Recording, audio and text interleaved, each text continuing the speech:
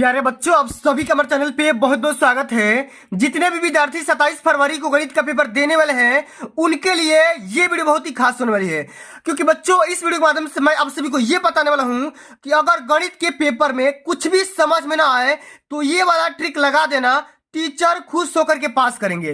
और बच्चों यहाँ पे मैंने एक नोट लिख रखा है कि केवल कमजोर छात्र देखेंगे। ये वीडियो उन विद्यार्थियों के लिए समर्पित है जो कि साल भर किसी भी कारणवश अपना पढ़ाई नहीं कर पाए थे, वो इसी वीडियो को देखेंगे, ठीक ना। और बच्चों मैंने आप सभी को यहाँ पे कॉपी भी लेकर के आ चुका हूँ और मैंने यहाँ पे एक पेपर भी लिख करके यहाँ पे लेकर के आ चुका हूँ, ठीक ना। तो बच्चों इस वीडियो के माध्यम से मैं आप सभी को पूरा तरीका बताऊंगा कि भैया आपको गणित के पेपर में कुछ भी नहीं आ रहा है तो आप गणित के पेपर में कैसे पास हो जाओगे, ठीक ना। पास नहीं बल्कि एक अच्छे नंबर कैसे स्कोर कर सकते हो, सब कुछ मैं आप सभी को डिटेल में डिस्कस करने वाला हूं। इसलिए आप सभी संबल रिक्वेस्ट है, इस पूरे वीडियो को शुरू से लेकर के एंड तक जरूर देख लेना। वीडियो को लाइक कर देना, शेयर कर देना, चैनल पे नए होंगे तो सब्सक्राइब कर देना। आइए बच्चों, सबसे पहला तरीका क्या होगा समझते हैं कि सभी बहुविकल्पी प्रश्नों को ओएमआर आंसर शीट में हल करना होगा। भैया इतना तो आप कर ही सकते हो, कोई दिक्कत की बात नहीं है, ठीक ना। जो भी आपका बहुविकल्पी है ना, आ रहा है चाहे नहीं आ रहा है, सबको हल करना भैया, एक भी क्वेश्चन को छोड़ना नहीं है, ठीक ना। तो पहला आपका यही ट्रिक है, क्या करना है कि सभी बहुविकल्पी प्रश्नों को ओएमआर आंसर शीट में भर देना है। उसके बाद क्या करना है, जैसे यहाँ पे पार्ट बी पे आओगे और आपको समझ में नहीं आएगा तो क्या करोगे, ध्यान से समझना सुनना कि खंड ब के सभी आसान प्रश्नों को पहले ही हल कर लेना, ठीक ना। कि जो भी आप सभी को खंड ब में आसान प्रश्न दिखेगा, आपको आ रहा है तो क्या करना, उसको पहले हल करना, ठीक ना। इसके बाद क्या करना कि जो प्रश्न जितना आ रहा है उतना हल करना, ठीक ना, उतना जरूर हल करना, छोड़ना बिल्कुल नहीं मत, क्योंकि भैया स्टेप मार्किंग मिलता है और उस पर नंबर आपका मिल जाएगा। 1 नंबर मिलेगा, 2 नंबर मिलेगा, 5 नंबर मिल जाते हैं भैया। स्टेप मार्किंग आप सभी को बोर्ड में दिया जाता है, ठीक ना। तो जो प्रश्न आ रहा है उसको भी करो, जो नहीं आ रहा है उसको भी करो, जो क्वेश्चन जितना आ रहा है उसको भी उतना कर दो, ठीक ना। आइए बच्चों कैसे हल करेंगे जरा यहाँ पर ध्यान से समझिएगा। एक एक प्रश्न को मैं ध्यान से समझाऊंगा, पूरा बढ़िया समझाऊंगा, ठीक ना। अगर आप कुछ भी कुछ समझ नहीं आ रहा ना, ठीक ना, तो पूरा पास हो जाओगे भाई, स्कोर बढ़िया करोगे। 70 में कम से कम तो 65 तो पा ही जाओगे, कम से कम 40-50 तो पा जाओगे, इतना नहीं पाओगे तो, ठीक ना। आइए कैसे हल करेंगे, यहाँ पे देखो दिया गया है द्विघात समीकरण 4x² - 6x + 5 = 0 का विविधकर ज्ञात करिए, फिर इसके मूलों की प्रकृति भी ज्ञात करना है। अब बच्चों इस क्वेश्चन को हम कैसे हल करेंगे जरा यहाँ पर ध्यान से समझिएगा।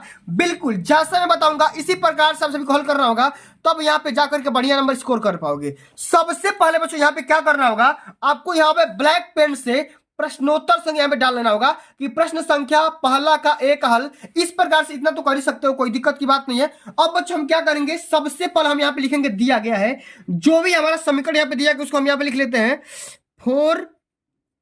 4x² माइनस में 6x और यहाँ पे प्लस में 5 = 0 दिया है।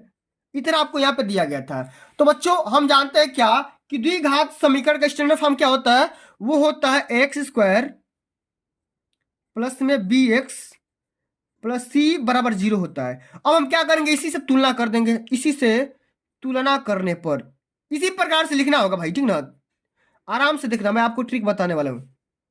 तुलना करने पर, अब तुलना जब करेंगे तो a का मान क्या हो जाएगा, a का मान हो जाएगा बाबू 4, b का मान हो जाएगा बाबू यहाँ पे -6 और c का मान क्या हो जाएगा बाबू, यहाँ पे हो जाएगा 5, ठीक है। आपको क्या करना भैया, d का मान निकालना है।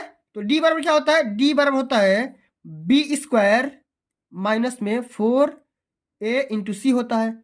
अब सबका मान यहाँ पर रख दो, b का मान क्या -6 है तो -6 रख दो, स्क्वायर है तो स्क्वायर कर दो, -4, a का मान क्या है भाई 4 और यहाँ पे c का मान क्या है 5, ठीक है, इतना चीज। अब देखो यहाँ पे ये d का बराबर है, ये भी d बराबर है, ये क्या हो जाएगा 6 का 36, ये हो जाएगा 4 के 16 5 80, ये 80 हो जाएगा। अब देखो d का मान कितना आ गया बच्चा, यहाँ पे d का मान अगर हम बात करेंगे तो माइनस में 44 आ गया। कितना आ गया, 44 आ गया। अब हम यहाँ पे नोटिस कर पा रहे हैं कि जो d है ना, d है क्या आ गया भैया, d का मान क्या भाई 0 से बड़ा है, सॉरी यहाँ पे 0 से छोटा है, क्या भाई 0 से छोटा है, ठीक ना। d क्या भाई 0 से छोटा है। तो हम यहाँ पे प्रकृति में क्या लिखेंगे, अतः यहाँ हमारे पास जो विविधकर होगा क्या होगा भाई, काल्पनिक होगा। यहाँ पे लिख देंगे काल्पनिक, काल्पनिक रहने वाला है। इसी प्रकार से लिख दो भैया ना, इसी प्रकार से लिखना है और अंत में यहाँ पे उत्तर लिख देना, यहाँ पे लिख देना उत्तर। यही हमारा क्या आ गया, उत्तर आ गया। एग्जामिनर पूरा नंबर देगा भाई, एक भी नंबर वो नहीं काटेंगे, ठीक ना। इसी प्रकार से अगर आप कॉपी को लिखते हो रिप्रेजेंट करते हो तो ठीक है, आगे समझ में। अब चलिए अगला हम बात कर लेते हैं। अगला हमारा क्वेश्चन क्या दिया है, जरा ध्यान से समझिएगा, इसी प्रकार से हल करना होगा, ठीक है। यहाँ पे अगला हमारा क्वेश्चन क्या है, ध्यान से समझो। क्वेश्चन आपका ये बोल रहा है कि 3 सेंटीमीटर त्रिज्या का एक वृत्त खींचिए, इसके केंद्र से 7 सेंटीमीटर दूर स्थित एक बिंदु से वृत्त पर स्पर्श रेखा युग्म की रचना कीजिए और रचना के पद संक्षेप में लिखिए। यह क्वेश्चन 2 नंबर का है। तो 2 नंबर कैसे स्कोर करोगे, ध्यान से समझना, ध्यान से सुनना। सबसे पहले बच्चों क्या करना होगा, यहां पे लिखना होगा प्रश्न संख्या पहला का बी का हल, इस प्रकार से। अब यहाँ पे वृत्त कैसे खींचेंगे, पटरी और प्रकार की सहायता से 3 सेंटीमीटर माप का यहाँ पे एक सर्किल बनाएंगे। इसी प्रकार से सर्किल बनाना है और सर्किल बनाने के बाद क्या करना होगा, यहां पे हम क्या करेंगे, यहां से इसके केंद्र से, इसके केंद्र ओ से इस बिंदु पी के बीच की दूरी हम कितना करेंगे, 7 सेंटीमीटर खींच देंगे। अब यहाँ पे देखो बिंदु पी हो गया। अब इस बिंदु पी से हमने यहाँ पे पी एन और यहाँ पे पी एम दो यहाँ पे वृत्त की स्पर्श रेखा खींची जाएगी। इसी प्रकार से यहाँ पे हल करना होगा भैया, 2 नंबर यहाँ से पक्का मिल जाएगा।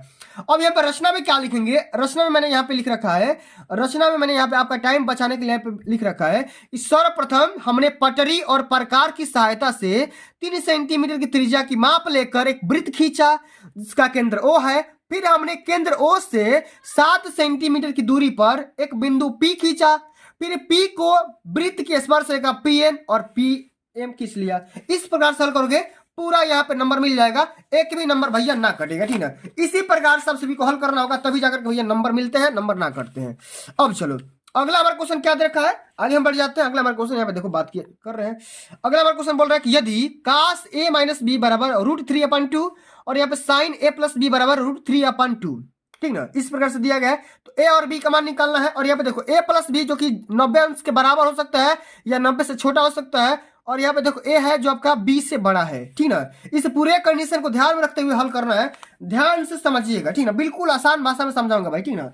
क्या करना होगा, हमारे पास दिया गया है, सबसे पहले हमारा क्या दिया है, cos a minus B, cos a minus B बराबर दिया है √3/2 दिया है, ठीक ना। इसी प्रकार से अब सभी को यहाँ पे एक और भी दिया है sin a प्लस बी, ये कितना दिया है भाई, ये भी दिया है √3/2, ठीक है, इस प्रकार से दिया है।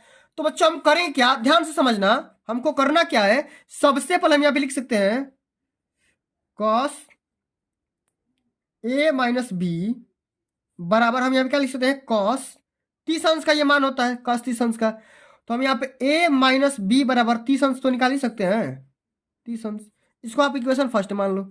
इसी प्रकार से यहाँ पे देखो sin a प्लस बी बराबर साइन, ये 60 अंश का मान होता है, इतना तो पता होना चाहिए। अब देखो a प्लस बी बराबर ये क्या हो जाएगा भाई, ये हो जाएगा 60 अंश। अब इसको आप इक्वेशन सेकंड मान लो, ठीक है। अब हम क्या करेंगे, यहां पर ध्यान दीजिएगा, इसमें लिखेंगे कि समीकरण 1 और समीकरण 2 को जोड़ने पर, इसमें लिख दो यहाँ पे ब्लैक पेन से, समीकरण 1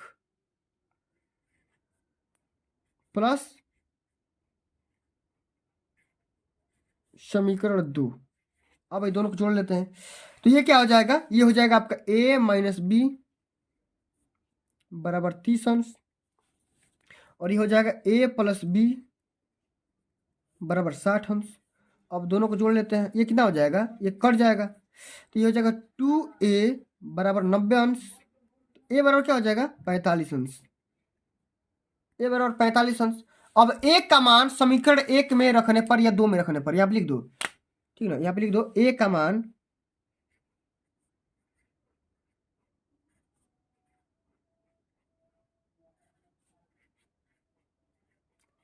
समीकरण 1 में रख दो, चाहे 2 में रख दो, किसी में रख दो, 1 में रखने पर,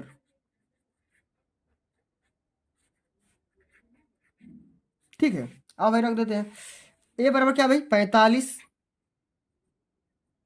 माइनस बी बराबर 30 दिया है, तो b को इधर ले जाओ, तो क्या हो जाएगा, b बराबर हो जाएगा 45 अंश माइनस में 30 अंश, तो क्या हो जाएगा, b बराबर हो जाएगा भैया 15 अंश, ठीक है, क्या हो जाएगा b बराबर 15 अंश, और ये आपका हो जाएगा उत्तर, ये क्या हो जाएगा आपका उत्तर।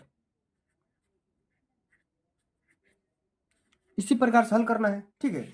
अब चलिए आगे भी एक क्वेश्चन को हल कर लेते हैं, आगे भी मैं एक बता दे रहा हूँ क्वेश्चन, ठीक है। जैसे मान लो ये आपको हार्ड लग रहा है करने में, तो इसको पहले मत करो, इसके बाद इस वाले को हल कर लो पहले, ठीक ना। यहाँ पे दिया गया कि 2 अंकों की एक संख्या के अंकों का योग 9 है। इस संख्या का 9 गुना संख्या के अंकों को पलटने से बनी संख्या का 2 गुना के बराबर है, तो वह संख्या ज्ञात करिए। अच्छा, इसको संख्या को कैसे हल करेंगे, इस क्वेश्चन को ध्यान समझिएगा, एकदम पूरा बेसिक भाषा में समझाऊंगा, ठीक ना, परेशान मत होना,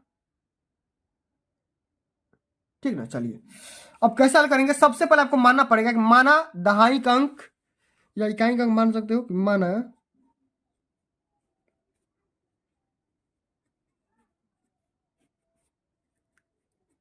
दहाई का अंक बराबर मैंने x मान लिया और इकाई का अंक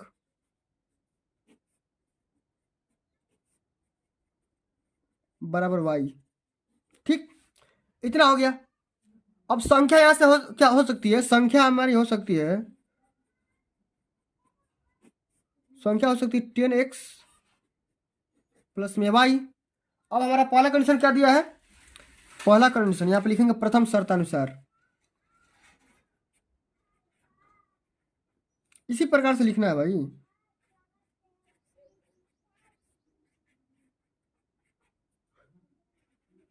प्रथम शर्तानुसार इसमें क्या लिखेंगे, देखो लिखा गया ना कि 2 अंकों की एक संख्या के अंकों का योग कितना है, 9 है, तो वही लिख दें यहाँ पे x प्लस वाई बराबर 9, इसको आप इक्वेशन फर्स्ट मान लो, ठीक है, इस प्रकार से। अब बोला गया है हमारा प्रश्न के अनुसार, इसमें लिखेंगे प्रश्नानुसार, एक और यहाँ पे लिख देंगे प्रश्नानुसार,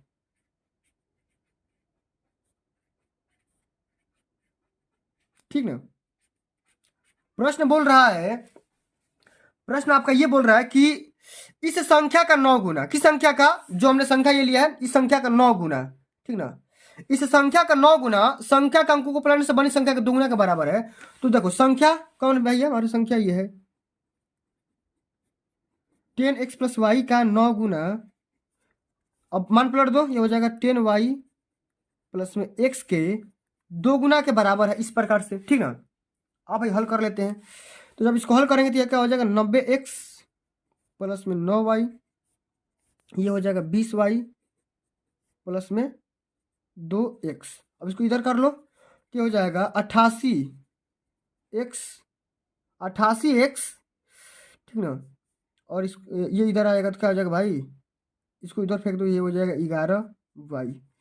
तो x देखो 8x बराबर हो जाएगा, 8x बराबर y हो जाएगा, ठीक ना, इतना चीज।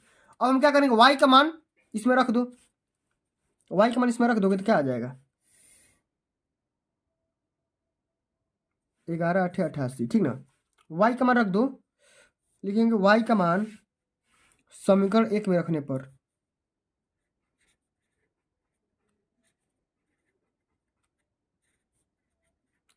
समीकरण 1 में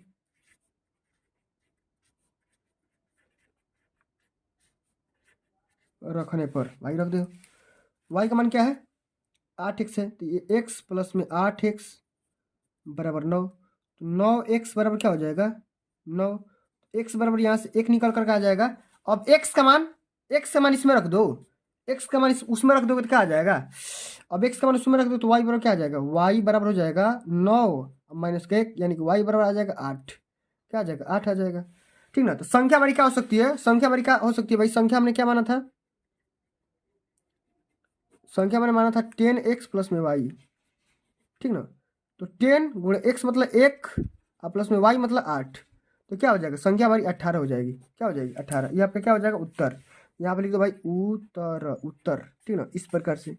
तो फिर बच्चों आज के लिए बस इतना ही। अगर आप इस ढंग से कॉपी को लिखते हो और कॉपी को रिप्रेजेंट करते हो, और जो मैंने आपको स्टार्टिंग में आइडिया बताया नहीं, जो मैंने आपको स्टार्टिंग में आइडिया क्या बताया, अगर आप इस आइडिया को फॉलो करते हो ना, इस आइडिया को फॉलो करते हो, तो भैया आप पास हो सकते हो, बल्कि पास नहीं, आप एक अच्छे नंबर स्कोर कर सकते हो।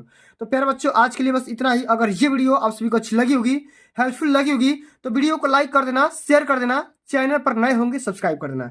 जल्द मिलते हैं अगली वीडियो में, तब तक के लिए जय हिंद, जय भारत, वंदे मातरम।